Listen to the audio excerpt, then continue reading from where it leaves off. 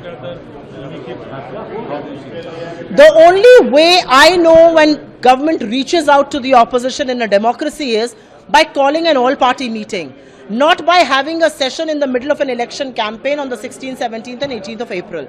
You could have done this session after the 29th of April, call for an all-party meeting. That's what our leadership has demanded.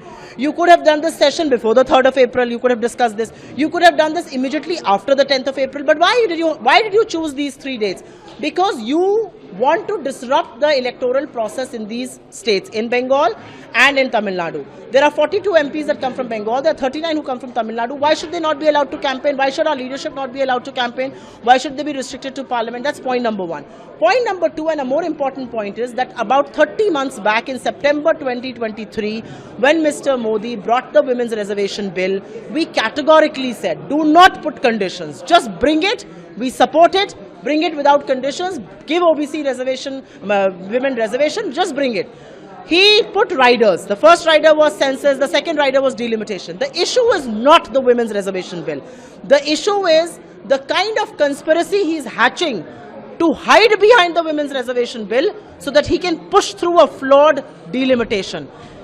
Basing delimitation on the 2011 census is undemocratic, it's flawed, and it's a direct attack on the federal structure of this country. Why are you punishing states that have higher HDI indices, that have kept their population in control, that have increased their sources of revenue, that have kept a check on their expenditure? Why should you create this north-south divide? This is being done because you want to push through a flawed delimitation. How will you know which are the SC/ST seats that should be reserved? You don't even know how many OBCs there are. How are you going to give OBC reservation to women that is being demanded? So the reality is that all of this is being done. The government is hiding behind the women's reservation, but that's not the issue. The issue is delimitation that they're trying to push through surreptitiously. Chairperson Sonia Gandhi ji is saying that delimitation is the real issue, not a women's reservation. Yes, because the women's reservation is already passed. In 2023, 3 years old bill this is. This bill has been passed 3 years before.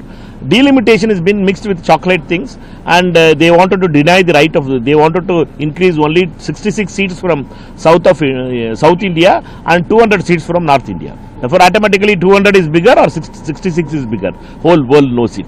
Because Mr. Modi wants to sugarcoat it and present to the nation as if he is doing a marvelous thing. But he is denying the right of the OBCs, he is denying South India, Western India, Northeast India their right to have a voice in parliament. Sir, महिला आरक्षण पर प्रधानमंत्री नरेंद्र मोदी और Bharatiya Janata party को नौटंकी करना बंद करना चाहिए। आम आदमी पार्टी पूरी तरीके से महिला आरक्षण बिल के समर्थन में है। 543 सीटों में 33% आरक्षण आज ही देना हो तो दीजिए। पहली बार भी जब आप इस बिल को लेके आए थे तब भी हम लोगों ने कहा था कि तुरंत आरक्षण दो, 543 में 33% आरक्षण दो महिलाओं को, और इसके बाद अगर आपको संख्या महिलाओं की बढ़ानी है तो जनगणना उसके लिए आवश्यक है। 2011 की जनगणना के आधार पर कोई डिलिमिटेशन आप कर नहीं सकते।